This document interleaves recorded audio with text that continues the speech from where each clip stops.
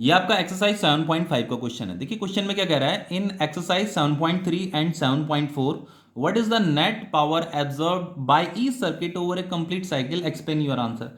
देखो एक्सरसाइज 7.3 वाला जो क्वेश्चन था ना, वो आपका प्योर इंडक्टर सर्किट था, और जो एक्सरसाइज 7.4 वाला क्वेश्चन था वो आपका प्योर कैपेसिटर सर्किट था। ठीक है, अब हमें क्या बताना है, एक्सरसाइज 7.3 वाले क्वेश्चन के लिए भी नेट पावर एब्जॉर्ब बताना है, और ये जो एक्सरसाइज 7.4 वाला क्वेश्चन था उसके लिए भी नेट पावर एब्जॉर्ब बताना है।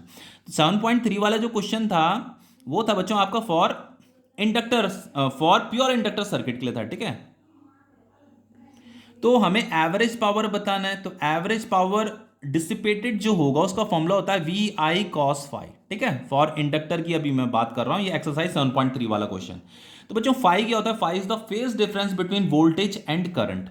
अब देखो बच्चों प्योर इंडक्टर सर्किट में क्या होता है कि जो आपका करंट होता है वो वोल्टेज से 90 डिग्री पीछे होता है, पाई बाई टू एंगल पीछे होता है। तो इसका मतलब ये जो फाई है, फाई कितना है आपका, फाई जो है आपका पाई बाई टू है। ठीक है, तो अगर ये फाई अगर आपका पाई बाई टू है जिसे हम फेज डिफरेंस बोलते हैं, तो कॉस पाई बाई टू की वैल्यू कितनी होती है, जीरो होती है। तो एवरेज पावर कितना हो जाएगा आपका, जीरो ही तो हो जाएगा। समझ में आ रहा है। अब देखिए ये जो क्वेश्चन था हमारा एक्सरसाइज 7.4, ये क्वेश्चन आपका प्योर कैपेसिटर सर्किट के लिए था। ठीक है, फॉर प्योर कैपेसिटर सर्किट।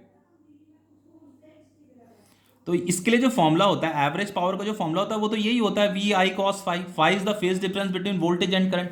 तो प्योर कैपेसिटर सर्किट में क्या होता है, आपका जो करंट होता है वो वोल्टेज से 90 डिग्री लीड करता है, मतलब आगे होता है।